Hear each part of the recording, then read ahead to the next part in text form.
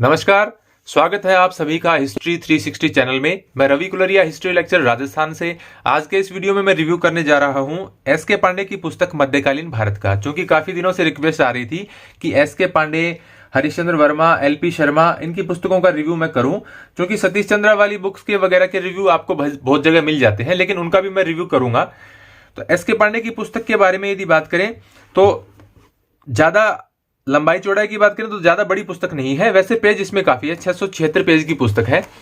और इसकी page quality की मैं बात करूं तो एवरेज है, न ज्यादा खराब है और न ज्यादा अच्छी है, मीडियम है। लेकिन यदि इसमें अच्छा होगा तो हम इसको पढ़ सकते हैं। अभी मैं आपको बता दूंगा कि इसमें कैसा कंटेंट है। सबसे पहले जो इसमें ये जो दिया गया है, कौन कौन से पॉइंट आपको मिलेंगे, तो मैं आपको क्लोजली दिखाता हूं। इस्लाम के उदय से इसकी शुरुआत होती है और उसके बाद में मध्यकालीन भारतीय इतिहास के स्रोत, अरबों का सिंध विजय, गजनवी और गौरवंश, फिर दिल्ली सुल्तनत में आप जानते हैं मामलुक कह दीजिए, गुलाम कह दीजिए, इलबरी कह दीजिए, उस वंश से फिर खिलजी, तुगलक, सैयद, लोदी, प्रांतीय राजवंश, सल्तनतकालीन संस्कृति, सूफी व भक्ति आंदोलन, मुगलकालीन इतिहास के स्रोत, मुगल वंश, मुगलकालीन संस्कृति, मध्यकालीन विदेशी यात्री और फिर उसके बाद में पारिभाषिक शब्दावली। ये सब इसमें दिया गया है, जो कि अधिकांश मध्यकालीन भारत की पुस्तकों में दिया हुआ होता है। तो मैंने इस पुस्तक को पढ़ा, तो इस पुस्तक को पढ़ने में मेरे को काफी मजा आया, क्योंकि इसमें दो खास बातें हैं।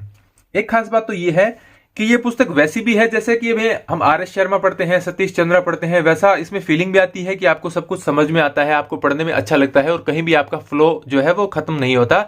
आप एक फ्लो में कहानी की तरह पढ़ते जाते हैं। और साथ ही उसमें इस प्रकार भी दिया गया है कि आपको पॉइंट वगैरह भी नजर आए। जैसे मैं आपको दिखाता हूं कुछ इसमें, आपको जैसे देखिए, आपको अलग अलग खानदेश, बहमनी साम्राज्य और छोटे छोटे पॉइंट्स भी देखिए। एक कहानी ऐसा नहीं है कि बहमनी राज्य में उत्तरवर्ती राज्यों की बात करिए तो बरार, बीजापुर सब मिक्स कर दिया गया है, सबको अलग अलग लिखकर दर्शाया गया है। तो दोनों इसमें खासियत मिलती है, अलग अलग पॉइंट, और जो मेन पॉइंट है वो शुरुआत में लिखे जाते हैं, ये भी लिखा गया है और कहानी के रूप में भी प्रस्तुत किया गया है। तो इसलिए ये पुस्तक मेरे को अच्छी लगी। यदि गलतियों की बात करें तो इस पुस्तक में कुछ मामूली गलतियां हम छोड़ दें तो काफी ऐसी कोई मेजर मिस्टेक नहीं है कि बार बार में आपको पेज में कोई मिस्टेक मिल जाए, जैसे कई पुस्तकों में मिलती है। आप मेरे रिव्यू देख सकते हैं।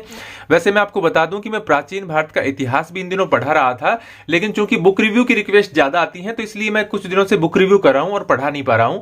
मैं जल्द ही पढ़ाने की शुरुआत भी करूंगा। आप चाहें तो प्लेलिस्ट में जाकर प्राचीन भारतीय इतिहास की वीडियो देख सकते हैं। और एक, मैं कभी कहता नहीं ज्यादा कि लाइक कीजिए, सब्सक्राइब कीजिए, लेकिन आपको अच्छा लगता है तो आप प्लीज लाइक कर कीजिए और सब्सक्राइब भी कर लीजिए चैनल को। यदि आपको लगता है कि कंटेंट ठीक है, नहीं लगता है तो कोई बात नहीं। तो किन एग्जाम्स के लिए ये पुस्तक अच्छी है?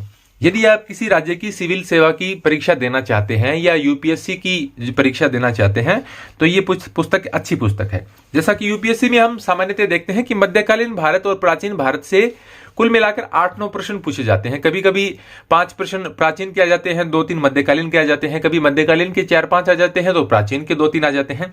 तो इतना बहुत ज्यादा आपको फैक्ट्स याद करने की जरूरत नहीं होती, इतने ज्यादा। जैसे नेट का एग्जाम होता है हिस्ट्री के लिए, उसमें आपको बहुत सारे फैक्ट्स याद रखने होते हैं, क्योंकि क्वेश्चन है वो इतने ज्यादा ब्रॉड एरिया को कवर करते हैं कि आपको सब कुछ याद रखने की जरूरत होती है।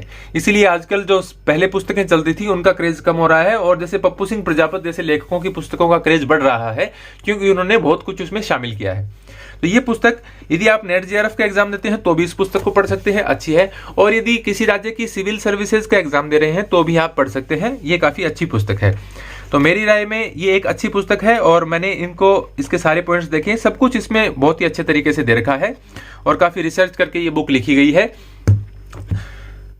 तो या क्या इससे अच्छे ऑप्शन मार्केट में है? हाँ, कुछ मैं कह सकता हूं, जैसे मुगल कालीन भारत वाला पार्ट है, उसके लिए भी कुछ अच्छे ऑप्शन है। तो आपको 2 दिन का वेट करना पड़ेगा, कल और परसों, यानी 25 दिसंबर और 26 दिसंबर, 2 दिन। अब मेरी क्योंकि छुट्टियां हैं 7 दिन की, तो इन दिनों में मैं 2 दिन के अंदर सभी मध्यकालीन भारत की पुस्तकों का रिव्यू कर दूंगा। कम से कम 9-10 पुस्तकों का रिव्यू मैं करूंगा, जिसमें से 2-4 पुस्तकों का मैं कर भी चुका हूं, तो सबका रिव्यू कर दूंगा।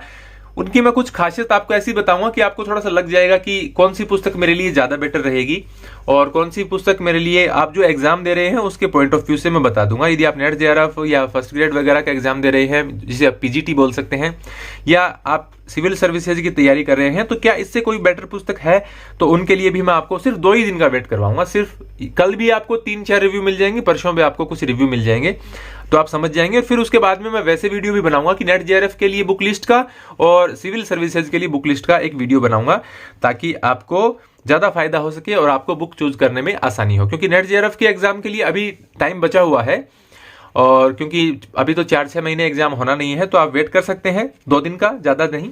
31 दिसंबर तक तो बहुत सारी पुस्तकों के रिव्यू आ जाएंगे। मैंने जो 1-1.5 महीना लगाया है पढ़ने में, उनका अब परिणाम आना आपके सामने शुरू होगा और आपको बहुत सारे रिव्यू मिल जाएंगे।